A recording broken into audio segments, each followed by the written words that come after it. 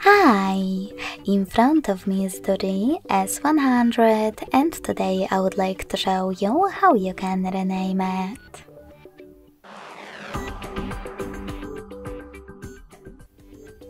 Begin by going into Devices Settings and scrolling all the way down right away. Then click on About Phone at the bottom.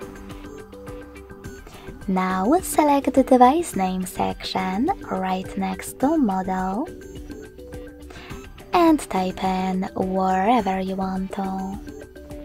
In my case, Sunny.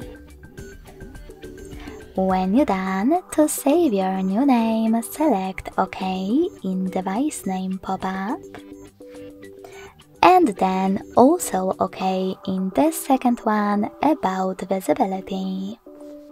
So when I do that, as you can see, name of my DOOGEE has changed. Thanks so much for watching. If you enjoyed this video, don't forget to leave a like, comment and subscribe. Bye!